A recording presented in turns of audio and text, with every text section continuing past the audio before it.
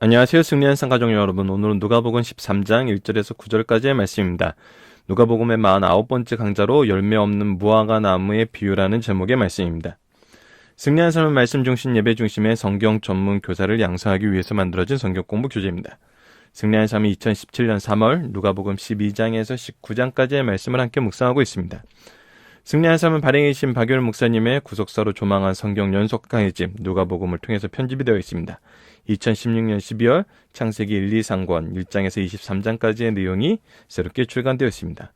저희들 주일날 업로드되는 위크스터들을 통해서는 누가복음 전체 내용을 살펴보고 있고요. 그 내용 안에서 이번 주 내용을 저희들이 비유를 중심으로 살펴보고 있습니다. 자, 이 비유 중심으로 살펴본 내용 안에서 이번 주에 우리가 함께 적용하기 위해서 던진 질문은 무엇이냐면 하나님 나라의 백성들의 특징은 무엇인가입니다. 자, 종의 비유와 청지기 비유에서는 우리가 여전히 이 두 가지 오늘 말씀과 이 월요일 말씀에서 두 가지 질문이 나옵니다. 예수님께서 비유를 하실 때 6일날 종의 비유에서는 베드로가 질문하죠. 이 말씀은 우리를 위한 것입니까? 모든 사람들을 위한 것입니까? 이것이 결국은 무엇을 하기 위한 질문이 되어버렸죠. 누군가를 판단하기 위한. 자, 오늘 열매 없는 무화과 나무 비유에서도 이젠 반란으로 인해서 빌라도에 의해서 죽었던 그 사람들에 대해서 판단하는 질문을 합니다. 어떻게 이 사람들을 판단해야 됩니까? 판단하는 질문을 합니다. 자, 우리가 월요일날 묵상했던 말씀에서는 예수님께서 이 부분을 어떻게 대답하시죠? 판단하는 것이 아니라 양육해야 된다고 얘기해요. 성장시켜야 된다고 얘기해요. 돌봐야 된다는 거죠. 이것이 예수님께서 보여주는 섬기는 모습입니다. 먼저 되었다는 것, 부모가 되었다는 것은 양육하는 것입니다. 섬기는 것입니다. 자, 오늘 열매 없는 무화과 비유에서 판단에 대해서 질문했을 때 예수님께서는 무엇을 얘기하냐면 회개를 얘기하십니다.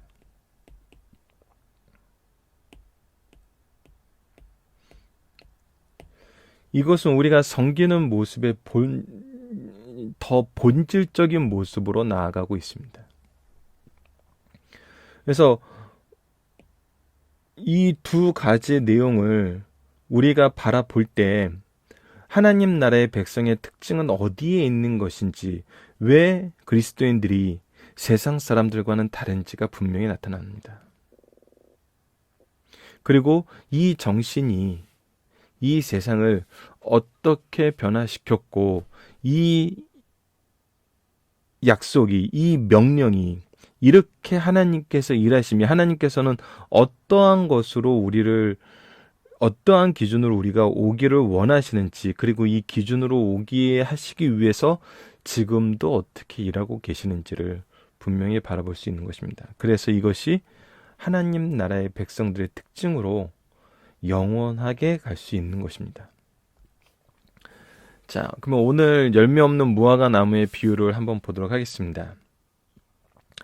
예수님께서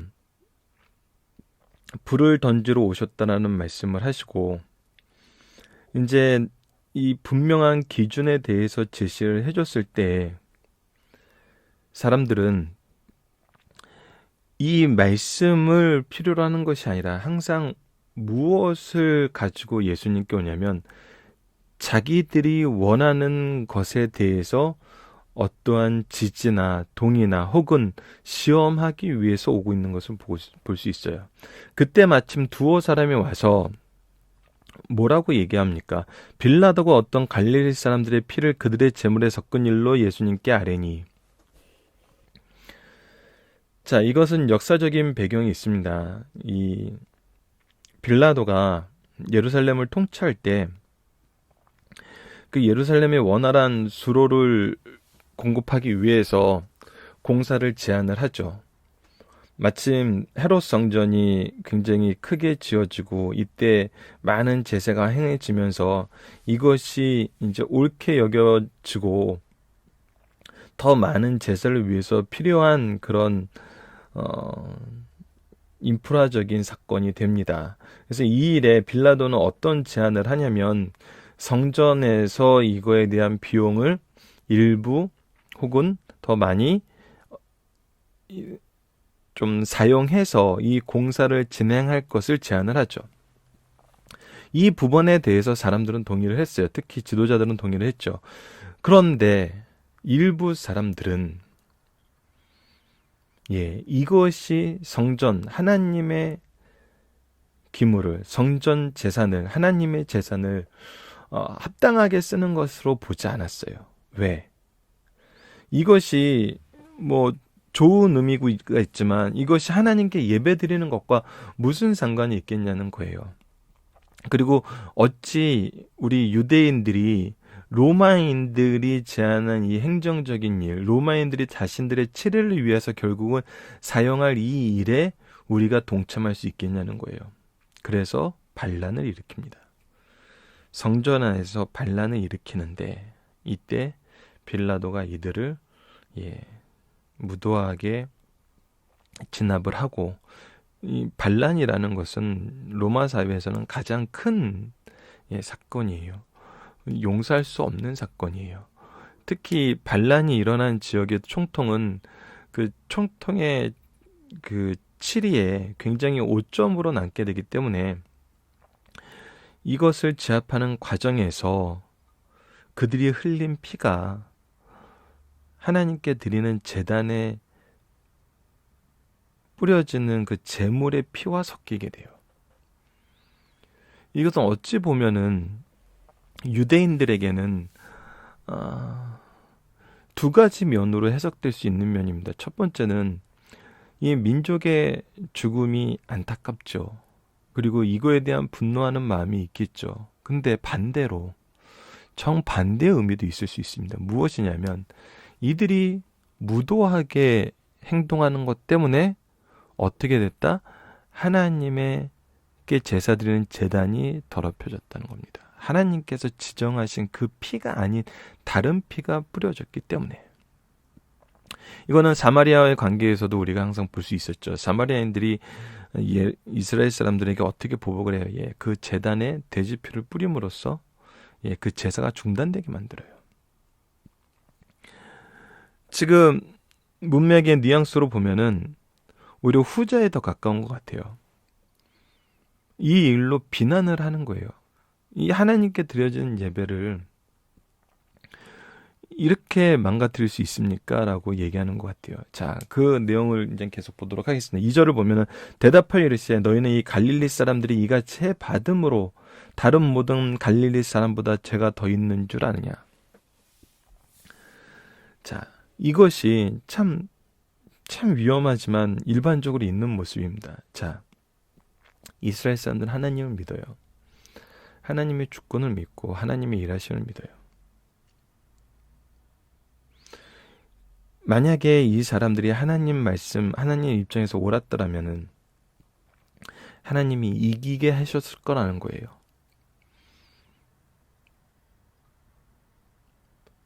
그들이 죽게 나부려 두지 않을 거고 죽더라도 이렇게 제단을 더럽히는 일에 사용되진 않았을 거라는 거예요. 그렇기 때문에 이 사람들은 하나님 앞에 죄인들이라는 거예요. 시작도 하나님이 인정하지 않은 거고 결과도 하나님에게 영광을 돌리지 못했다는 거예요. 그래서 예수님께서는 대답해 이르시되 너희는 이 갈릴리 사람이 이같이 해 받음으로 다른 모든 갈릴리 사람보다 죄가 더 있는 줄 아느냐. 해 받았다는 것은, 심판을 받았다는 것은, 어려움에 어떤 이런 고난 가운데 있고 폭력에 무릎 꿇는 그런 상황에 있는 것은 무엇으로 봤냐면 이들의 죄가 있어서 하나님이 그 죄를 심판하시는 걸로 본다는 거예요. 그래서 이렇게 얘기하는 것 자체가 무엇하는 거예요? 누군가를 판단하는 것이 되어버렸다는 거예요. 누군가의 죄를 지적함으로 인해서 자신들의 의의가 드러나길 원하는 거예요. 판단은 항상 이것이 가장 위험한데 가장 일반적으로 나타나는 부분이란 겁니다. 자기는 뭔가 불의를 지적하는 것 같지만 그 불의를 통해서 결국은 무엇이 드러나냐면 나의 의를 드러내고 싶어하는 방향으로 가게 된다는 거예요. 근데 예수님은 하나님의 기준을 얘기합니다. 너희들의 기준으로 봤을 때는 이 사람보다는 내가 낫다고 생각하고 이 사람은 이런 부분이 있어서 잘못하는 걸로 보지만 하나님은 무엇을 보냐면 너희에게 이르노니 아니라 너희도 만일 아니라 뭐라는 거예요? 너희들도 이 사람들과 같은 죄인이다라는 거예요. 왜? 만일 회개하지 아니하면 다 이와 같이 망하리라. 이 사람들이 망하는 걸 봤어요. 이 사람들이 어떻게 망하는 걸 봤어요. 그 원인은 나름대로 자기네들이 분석을 했어요. 그런데 누군가 망하는 그 원인은 결국은 무엇에 있냐면 회개하느냐 회개하지 않느냐에 있다는 거예요. 회개하느냐 회개하지 않느냐는 우리가 이미 누가복음 전반부에서 평지순 마태복음의 산상수훈과 비교해서 봤던 것과도 연결해서 살펴보았고 마태복음의 팔복에서도 살펴보았고 우리 이 누가복음 3장에서 세례 요한이 회개에 합당한 열매에 대해서 얘기하는 것에 대해서 살펴봤지만 바로 예수님이에요. 예수님. 하나님의 임재이신 예수님 앞에 무릎 꿇고 나의 죄에 대한 은총을 구하고 은혜를 구하는 거예요.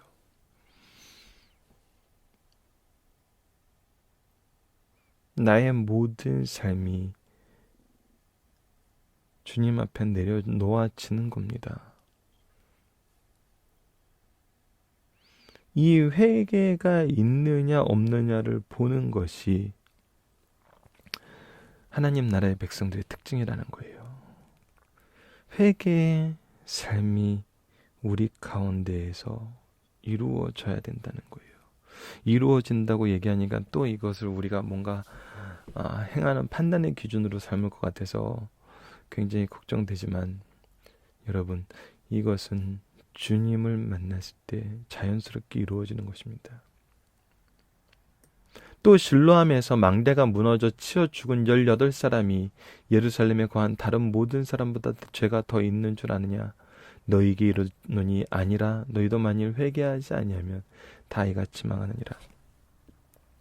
이런 관계적인 상황에서도 이런 자연적인 상황에서도 너희들은 누군가를 판단하려 하고 누군가가 무슨 죄 때문에 이렇게 되었더라고 얘기하고 싶어하고 그러면서 무엇을 원하냐면 자기들의 의를 드러내길 원하지만 하나님은 무엇을 보신다?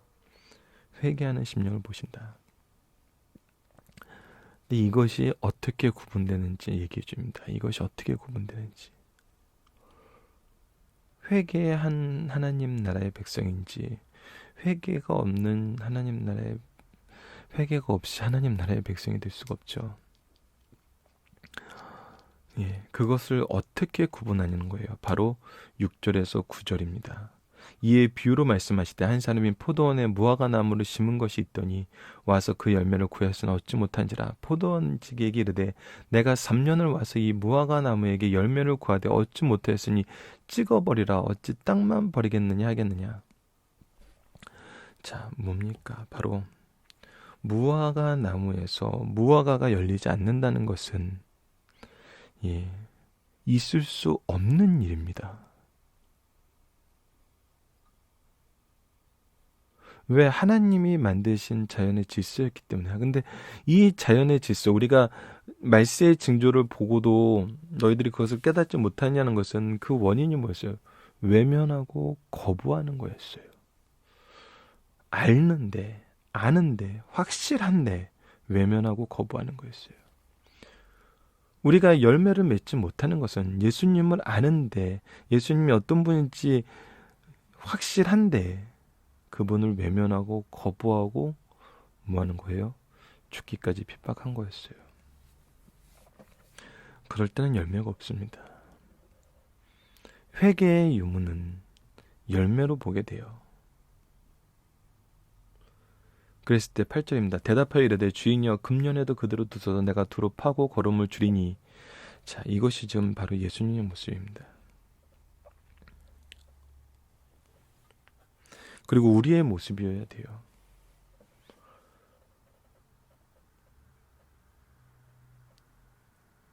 하나님께 모세의 기도가 계속 보여줬던 것이 무엇입니까?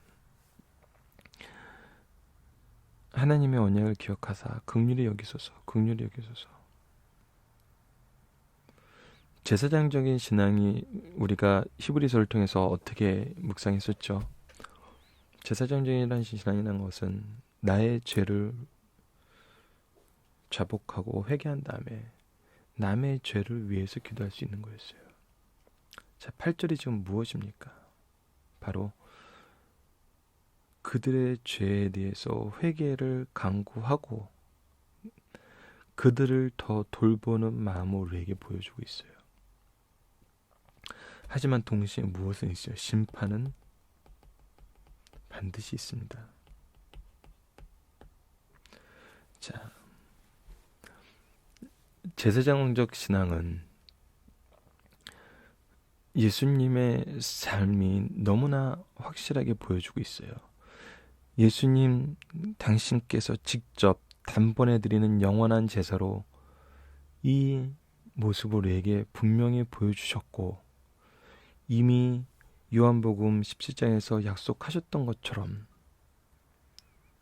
성령을 통해서 이 일을 우리에게 맡기셨어요.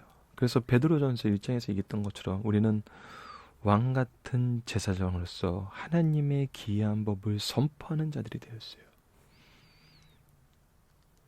열매 없는 무화과 나무의 이 비유는 회개가 우리에게 영혼의 구원을 하나님 나라의 확장을 이루는 이 길을 바로 가게 함을 보여주고 있고 우리가 항상 핵심적으로 봐야 되는 기준이 바로 이 회개임을 가르쳐주고 있습니다.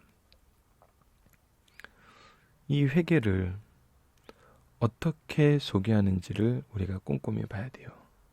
예수님께서 이 부분을 어떻게 소개하고 있고 어떻게 깨닫게 하고 있고 어떻게 보여주고 계시고 어떻게 인도하여 주시고 어떻게 우리를 도우고 계시는지를 우리가 계속해서 말씀을 통해서 확인해 나가도록 하겠습니다. 예수님은 무엇 하지 않는 것은 핍박과 어려움으로 죽은 것과 같은 죄라고 하시나요? 예, 회개하지 않는 겁니다. 회개하지 않는 거, 회개하지 않는 거. 이것보다 더 확실한 증거는 없다는 거예요. 더 확실한 표정은 없다는 거예요. 회개는 무엇을 수반하나요? 예, 열매를 수반합니다. 열매를 수반해요. 열매가 없다는 것은 회개하지 않은 것과 같다는 거예요. 그것을 오히려 증거하고 있다는 거예요. 열매라는 것은 무엇입니까? 우리를 통한 복음의 확장입니다. 하나님 나라의 백성들의 확장이에요.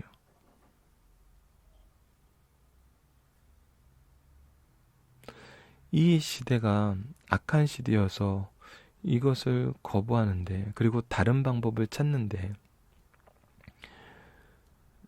하나님 나라의 확장은 바로 이 회개의 열매를 통해서 이루어지는 것을 성경은 분명하게 가르쳐주고 있습니다. 누가복음 9장 51절에서 17장 27절까지는 예수님께서 갈릴리 사역을 마치신 후에 예루살렘으로 올라가시는 동안 베푸신 교훈과 행적에 초점을 맞추고 있습니다. 지금 우리는 그 말씀을 묵상하고 있는 과정이 있습니다. 11장에는 당시 종교적인 기득권자에 대한 신랄한 경고가 있었고 12장에서는 제자들에 대한 교훈이 있었고 13장에서는 다음과 같은 5가지의 중요한 내용이 있습니다. 첫 번째, 오늘 본문 말씀으로서 갈릴리 이내 피살 사건의 책임을 묻는 유대인들의 질문과 무화과 나무를 비유를 통해서 회개를 촉구하신 예수님의 답변이 있습니다. 두 번째, 안식일에 병을 고쳐주시면서 위선자들의 완악함을 책망하신 것이 10절에서 17절까지 있습니다. 겨자씨 비유와 누룩의 비유를 통해서 하나님 나라를 가르치시는 것이 18절에서 21절까지입니다. 유대인은 무조건 다 구원받는다고 과신으로 인해 구원에 대한 질문을 받으신 후 오직 자기를 부인하고 하나님 뜻대로 행하는 자만이 구원을 얻을 수 있다고 가르쳐 주십니다. 그것이 22절에서 30절 말씀입니다. 마지막으로 31절에서 35절은 헤롯이 죽이려 한다는 소식을 전해들은 예수님은 헤롯을 여우라고 평가하시면서 선지자가 예루살렘 밖에서는 죽는 법이 없다고 하시며 예루살렘을 위해서 애통해 하십니다. 자, 13장을 주실 때 장을 보도록 하겠습니다. 유대 지도자들은 자기들을 무차별 공격하는 예수를 어떻게 하든지 그들의 모략과 지혜를 다 동원하여 파상적인 공격을 감으로 예수님을 궁지에 몰아넣으려고 했어요. 이러한 이유로 지금까지의 계략과는 달리 종교적 딜레마에서 귀착되는 질문을 하던 것과 달리 이제부터는 미묘한 정치적 함정이 깔린 질문을 시도해. 왜? 이것이 더 위험하거든요. 로마가 있거든요. 로마와 가정에서는, 로마의 관계에서는 끊임없는 불협화음과 끊임없는 다툼이 있거든요. 아마 이스라엘을 가보시면은 반대적인 상황이지만 이것을 볼 수 있어요. 종교와 정치가 충돌되는 상황이 얼마나 위험한 상황인지, 화약고 같은지, 얼마나 그 경계에서 공격할 수 있는 요소들이 많은지 볼 수 있습니다. 예수님을 그 가운데 던져버리는 거거든요, 지금. 이는 자신들의 힘으로 종교적 혹은 종교법으로 예수님을 처리하지 못하면 로마 당국의 힘을 빌려서라도 예수님을 제거하고자 한 목적이 숨어 있었다는 겁니다. 그러나 우리 주님께서는 이렇게 교묘한 관계와 살벌한 위기감이 고조되는 상황에서도 몸을 사리시거나 함께 흥분하지 않고 대적들의 간교한 질문에 초월적인 지혜로서 답변하시오. 무엇으로 답변하세요? 하나님 말씀으로 답변하세요. 이것은 4장에 나타났던 광야에서의 시험과 동일합니다. 승리는 말씀에 있습니다. 그뿐 아니라 회개의 열매를 맺지 않으면 다 망해버리리라고 강력하게 회개할 것을 촉구하신 말씀이 바로 본문 말씀이에요. 바로 하나님의 기준을 소개하고 있어요. 세상 기준이 아니에요. 상황적인 기준이 아니에요. 달라지는 기준이 아니에요. 하나님의 기준, 변하지 않는 그 기준, 바로 무엇입니까? 회개하는 심령입니다. 회개의 은혜입니다. 자, 중심사사를 보도록 하겠습니다. 첫 번째, 사람은 죽음은 죄의 결과이지만 우리 주변에 어떤 일로 죽은 자들이 살아있는 자들보다 더 큰 죄를 지어 죽는 것은 아니라는 거예요. 예수님께서 천지의 기상은 분별하면서 어찌 시대의 징조는 분별하지 못하냐라고 책망하실 때 그 뜻이 무엇인지 깨닫지 못한 유대 지도자 인사들은 당시 일어났던 민감한 두 사건을 두쳐 예수님을 책잡으려 했어요. 이들은 사람에 의해 살육당하였거나 자연적으로 갑자기 죽었거나 그들의 삶은 죽음을 맞이할 만큼 아주 나빴을 것이라고 본 거예요. 그러나 하나님의 기본 법칙은 특수한 경우를 제외하고는 일반 응보에 따라서 이 세상에서 대우받는 것이 아니라 오직 다가올 세상에서 마지막 심판 때에 악에 대한 마지막 보응을 거두게 된다는 거예요.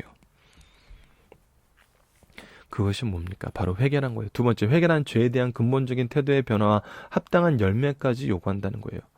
이 요구한다라는 것보다 더 우리를 은혜롭게 인도하시는 것은 회개의 열매를 허락하신다는 거거든요. 성경이 가르치는 회개란 단순히 내가 잘못했구나 하는 심정적인 측면만 말하는 것이 아니라 오히려 그보다 더 중요한 것은 하나님에 대한 인간의 태도가 근본적으로 변화되는 데 있어요. 왜? 하나님의 임재 앞에 있으면 우리의 죄가 드러나거든요. 예수 그리스도의 복음 앞에 있으면 우리의 죄가 드러나고 더 나아가서 우리를 살리신 하나님의 사랑의 은혜가 드러나거든요. 그러므로 예수님께서 전한 회개의 메시지는 모든 생활이 변화되어 그 삶 속에서 회개에 합당한 열매를 맺어야 한다는 데 초점을 맞춰야 한다는 거예요. 회개한 자에게는 그리스도의 보혈은 참된 위로와 용기를 주며 새로운 삶을 영위할 수 있는 능력이 된다는 거예요. 자, 누부갓네살 3장 7절에서 14절에서는 우리가 어떤 내용을 봤어요? 세리와 군인들이었어요. 로마인들의 앞잡이에 있는 사람들이었어요. 근데 그들에게 그곳에서 선을 행하라는 거예요. 그곳에서 하나님의 복음의 통로가 되라는 거예요. 그곳에서 영혼 구하는 사명을 감당하라는 거예요. 하나님이 인도하신다는 거예요. 협력하여 선을 이루신 하나님의 능력이 있다는 거예요. 베드로전서 1장 18절에서 21절 말씀을 아래에 적어놨습니다. 함께 읽어봅시다. 너희가 알거니와 너희 조상이 물려준 헛된 행실에서 대속함을 받는 것은 은이나 금같이 없어질 것으로 되는 것이 아니요. 이것이 아니라는 거예요. 오직 흠없고 점없는 어린 양 같은 그리스도의 보배로운 피로 된 것이니라. 바로 예수 그리스도의 피가 우리를 살리신다는 거예요. 그는 창세전부터 미리 알림 바 되시니나 이 말세에 너희를 위하여 나타나신 바 되었으니, 바로 창세전부터 계셔서 이 창조의 질서를 세우신 삼위일체 하나님이시지만 지금 마지막 때에 우리를 위해서 친히 육체의 몸을 입고 이 땅에 오신 임마누엘 하나님이시는 거예요.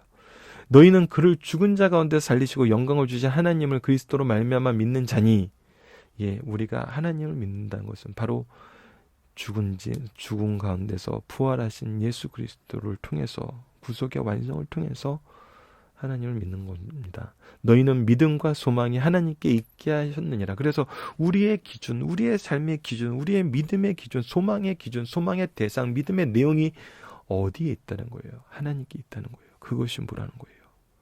바로 회개가 우리의 삶의 기준이 되어야 된다는 겁니다. 세 번째, 성도에게 일정한 기간 열매를 기다렸으나 그 기간이 지나도 열매가 없으면 찍어버리신다는 거예요. 심판은 반드시 있다는 겁니다. 열매 맺지 못한 무화과 나무 비에서 왜 심판이 필연적인가를 가르쳐주고 있어요. 무화과와 포도원은 유대민족, 오늘의 성도들을 상징해요. 하나님께서는 유대민족 성도들이 영적으로 열매를 맺을 것이라는 희망에서 여러 세기 동안 경작하고 소중히 길러오셨어요. 끊임없이 그의 종들을 통해서 끊임없이 우리를 양육하였어요.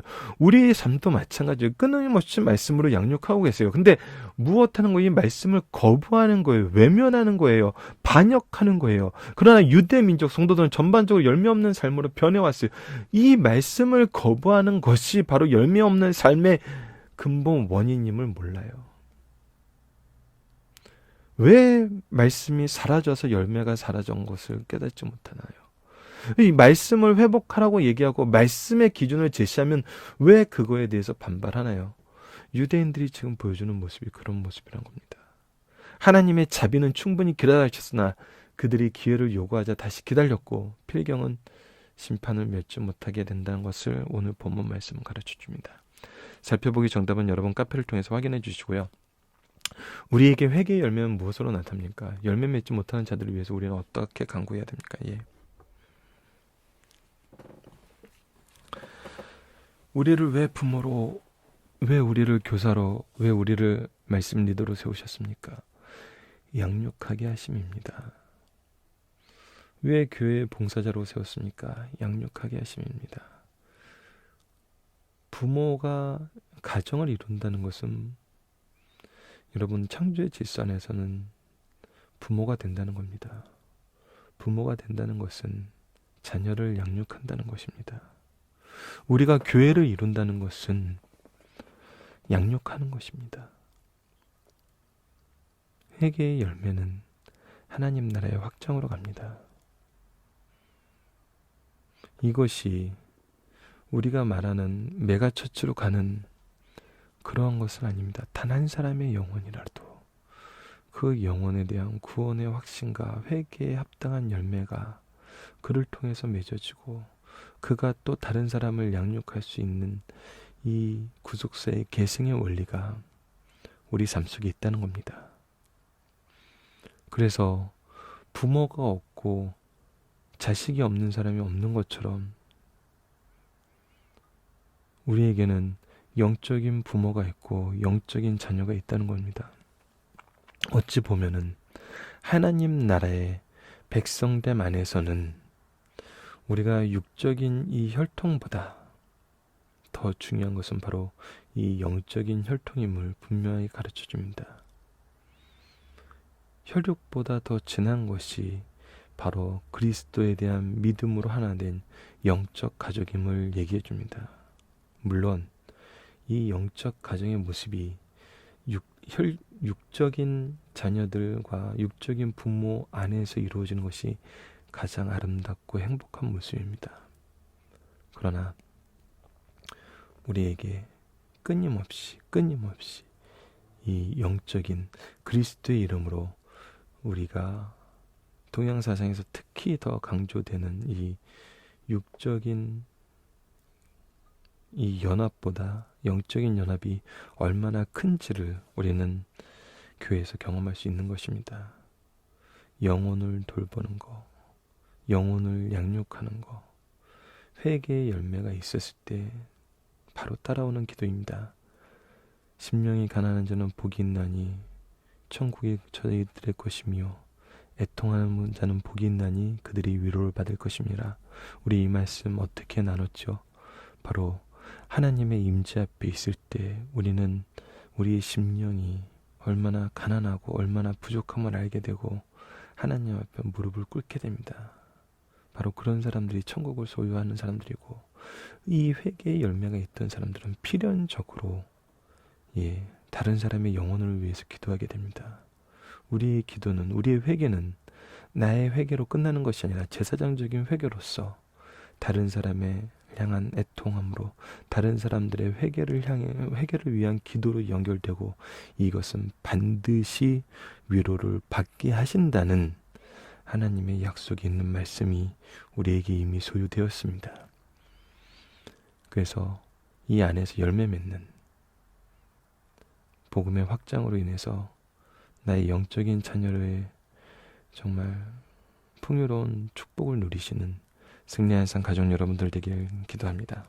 말씀을 기초로 기도하기를 통해서 마치겠습니다. 하나님, 구원의 은총에 감사하며 진정한 회개의 열매로 나에게 맡겨진 영혼들을 사랑하고 하나님의 백성되는 통로로 우리를 사용하심을 감사합니다. 연약한 자를 위해서 간구한 주님처럼 우리도 애통하는 마음으로 기도하는 부모가 신앙의 스승이 되게 하여 주소서. 예수님 이름으로 기도드립니다. 아멘.